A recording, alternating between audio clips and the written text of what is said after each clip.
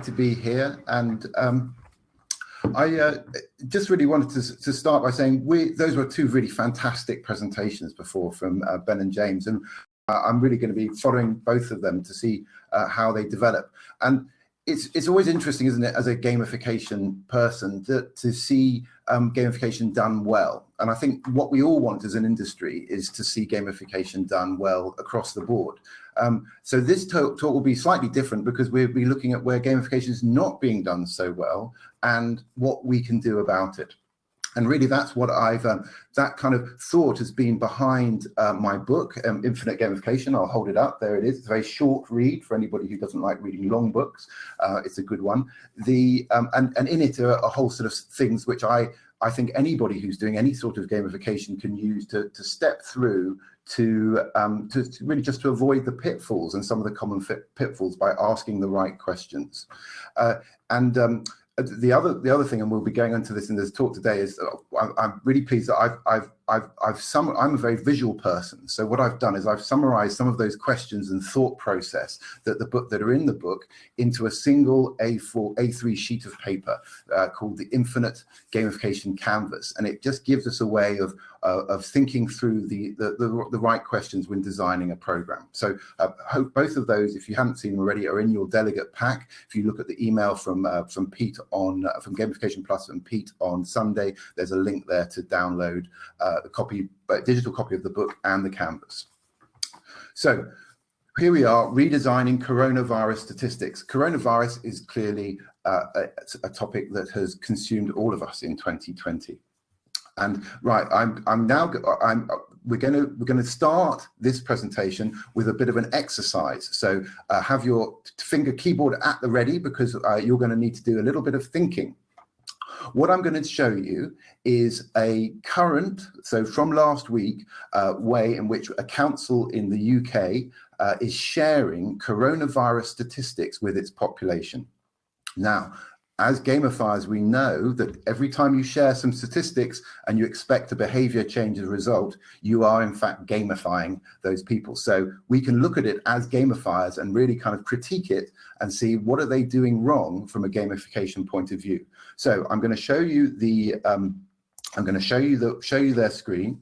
I'm going to give you a minute now to have a look at it and then to type into the chat everything that you can see that's potentially wrong with this this coronavirus statistics page.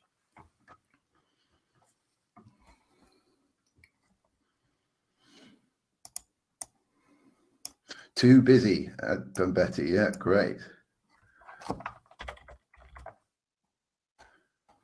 Okay, the mind reels, no context, too many on one page. No key message and action, overwhelming, very good. No impact on you, that's a key point. The bottom right graph is very difficult to understand. I totally agree. Boring, yes, that's really right, isn't it? It isn't very interesting, is it?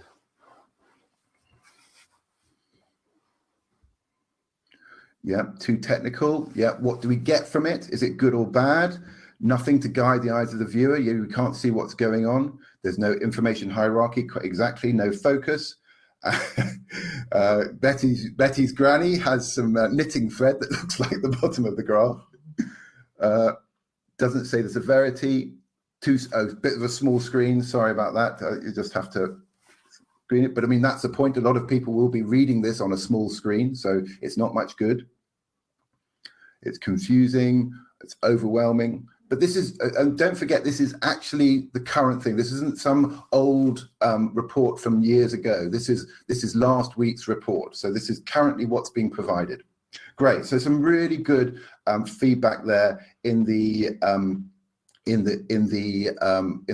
chat, and do keep coming on. So what can we see as gamifiers? And I think the key thing that we're seeing that's not correct with this is that they don't realize they're gamifying. So if you show metrics like Derbyshire Council are doing in that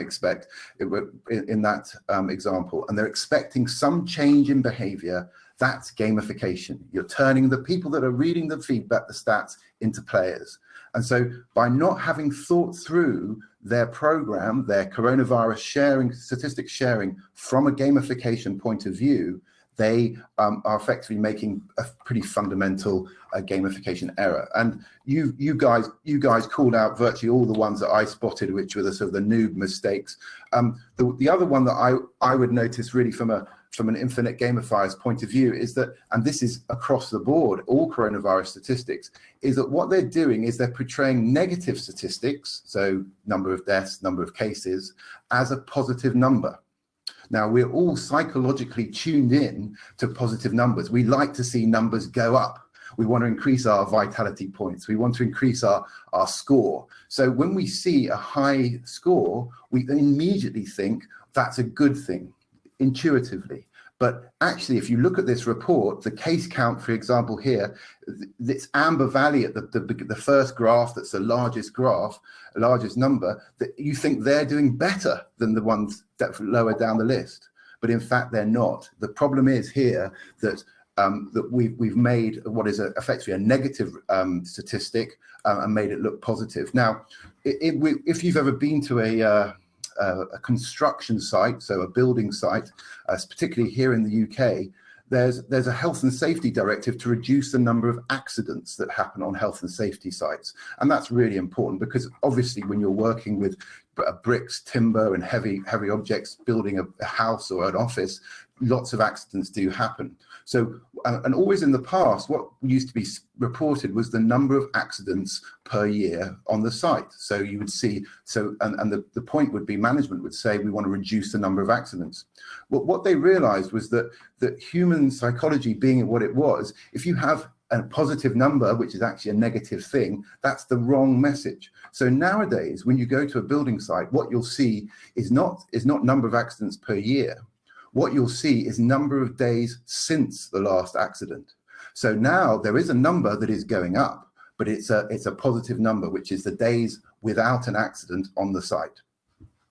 So that's really a good example of where a kind of a gamifier's mindset will look at the metrics and say, okay, how can we improve the way that these metrics are shared in a way that creates a positive psychological response from the people who are receiving those metrics.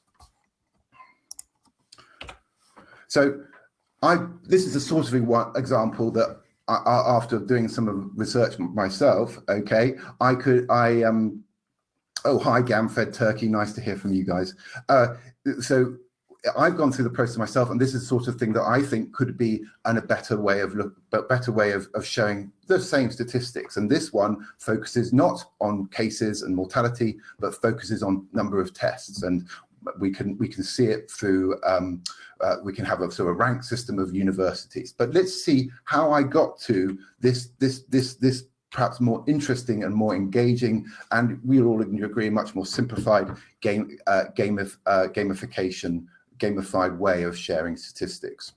So what I did is I used the Infinite Gamification Canvas, which you've all got in your delegate packs, and I went through it step by step. So in this session, what I'm going to do is to just take some of those steps together, and hopefully, if you follow through with me, we can just see how anybody creating stats, any council or any government official creating coronavirus stats could do the same sort of process to make sure that their stats are engaging. Because of course, every council will have slightly different priorities, different countries will have different things that they want to communicate, different target audiences. So we can't just come up with a one-size-fits-all single program for the whole world. No, what we can do is provide the gamification thinking and tools so that each person who is communicating stats can communicate them in a good and good, well-designed gamification manner. So. Looking at our stats, what are the first questions that we have is, what is the prime directive? Why are we doing any sort of gamification at all? And in order to help us with that, what I've done is I've done a pre-recorded interview with one of the councils that are producing these stats on a weekly basis. And what I'm going to do now is I'm going to share that video with you all, okay? And just paste it in here. And so this is an interview with the elected politicians who are in charge of public health, in charge of producing these stats. And I really want to ask him, what sort of gamification program would you want us to build for you? So that was Gareth talking about how we would, what would be what I would call the prime directive. What are they trying to do with the gamification program? So this is a live conference. So we've got the live canvas here in the studio. My wife Amber, you can see her hands, and you might even see her face there. She's going to be doing the scribe for us. Thanks, Amber. So right up in the top corner, let's start by writing the prime directive, which is to increase social distancing amongst young people. And particularly in that kind of that younger age bracket.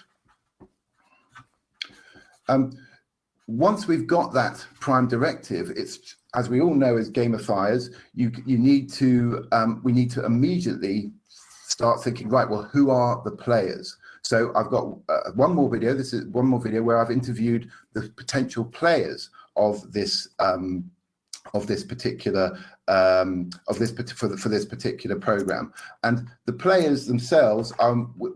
Gareth talked about all young people, and what you'll hear here is we'll hear now from a couple of students, and we'll see what their attitudes are to the coronavirus and particular social distancing and the stats being shared.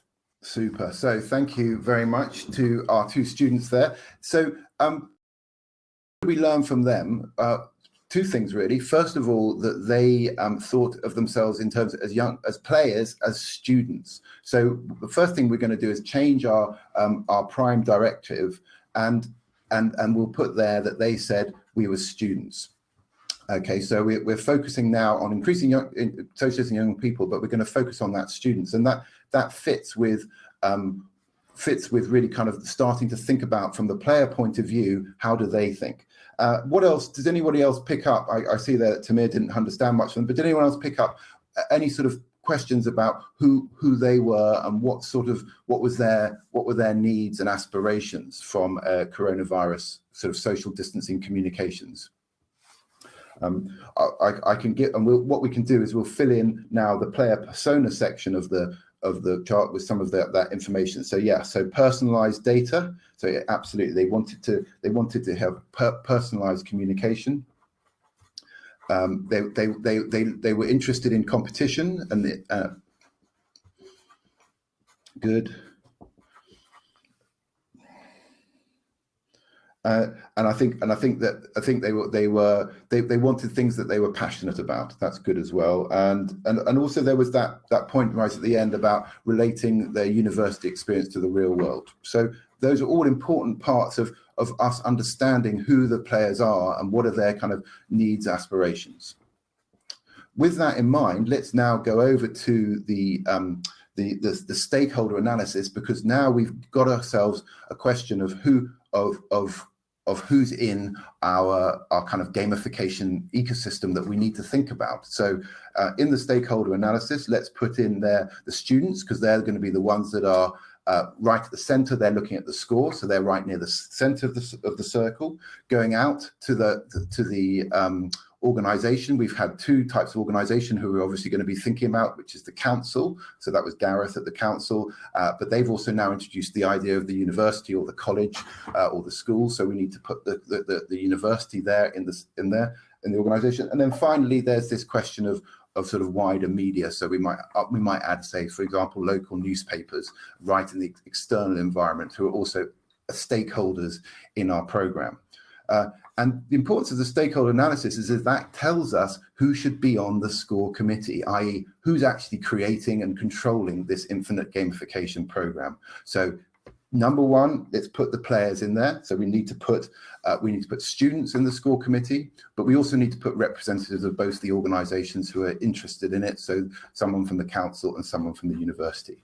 And that score committee is something that we can then take through our program as it evolves, and they will then be able to update and change and evolve the program to continue to achieve that prime directive, which is to increase social distancing among young people. Now, any good demo wouldn't be good if we hadn't already pre-filled one of these in. So I'm now going to cut. We're not going to go. We haven't got time today to go through all the other different sections of the canvas. But I hope you've been able to see that this is a step-by-step process that allows us to then go through the metrics, through the how we collect the data, how we portray the score, how we might show comparison, and what we might call it, and then finally how we might distribute it. So I'm now going to come back to. I'll just so you've seen it. I have got a ready ready completed version of the same one. So thank you to that. So here we have.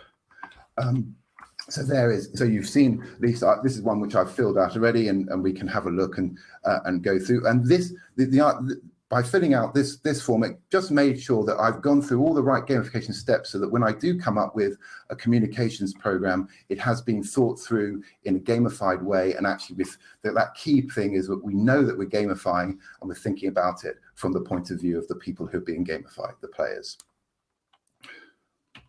So what I've hopefully shown today is how to use the Infinite Gamification Canvas to redesign any sort of stats sharing, but in particular coronavirus, into an engaging gamification program. It just really the key step is to stop thinking like a sort of a manager sharing statistics, and start thinking in terms of it being a gamification program. For more resources and articles, please go and have a look at infiniteGamification.com. I'll be posting the canvas there, so you can download it and see it in full screen and then print it out and be able to use it. It's also in your delegate pack. But that's really what I wanted to share today, and time for any questions.